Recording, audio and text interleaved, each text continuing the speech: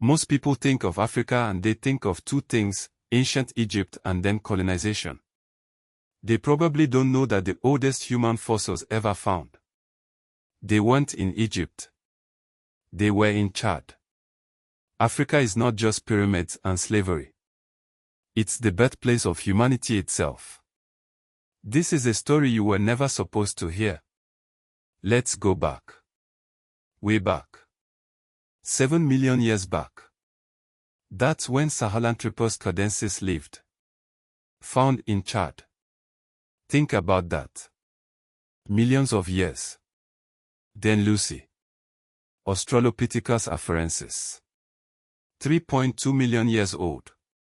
Ethiopia. Our species, Homo sapiens, emerged in Africa roughly 300,000 years ago. Jebel Irhoud, Morocco, fossils dated to about 315,000 years ago. This is not just ancient history. This is the history of all of us. Every single human being on this planet traces their ancestry back to Africa. Now, fast forward a bit. Ancient Egypt, yes, a cornerstone of civilization. Unification around 3100 BCE under Nama. But Egypt wasn't alone. South of Egypt was Kush, or Nubia. A major power in its own right. They even ruled Egypt as the 25th dynasty, from 744 to 656 BC. There was also Aksum, in modern Ethiopia and Eritrea. From the 1st to the 7th century CE, these guys were major players in the Red Sea trade. And Carthage. Founded by the Phoenicians in Tunisia around 814 BC. It almost took down Rome. We are talking world powers. This is way more than just sand and pharaohs. But let's journey west. Forget the tired narrative of Africa as a passive recipient of global events. The Ghana Empire flourished from the 6th to the 13th centuries. Then came the Mali Empire. Sundiata Keita founded it around 1235 after winning at Kerina. And then, Mansa Musa.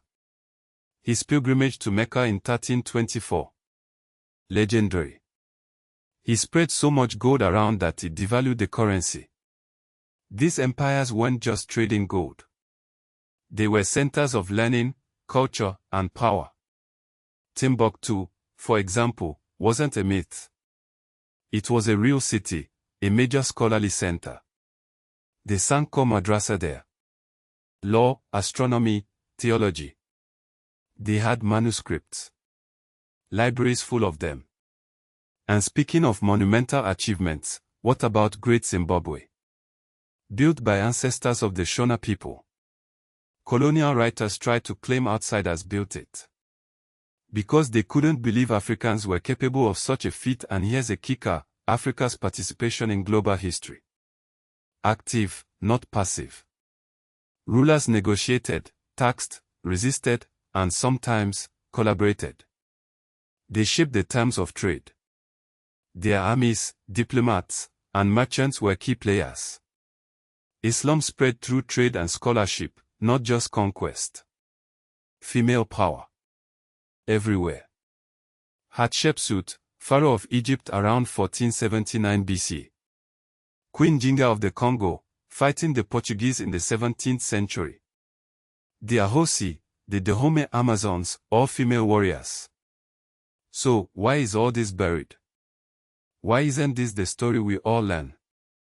Because it challenges the narrative of European superiority. It confronts the racism embedded in our understanding of history. It exposes the self-serving lies used to justify colonialism and the slave trade.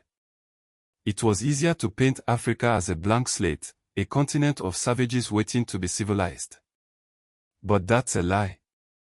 A brutal, devastating lie.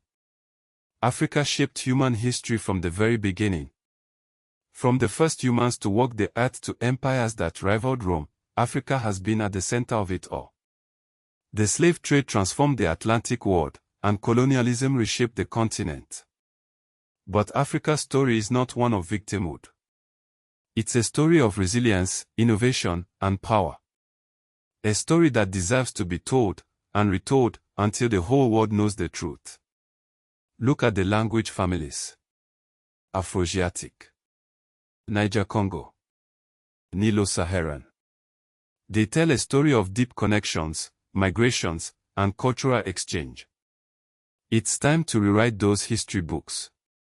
It's time to finally listen to Africa's real story. It's a story about us all. What other hidden histories have been deliberately suppressed to maintain existing power structures?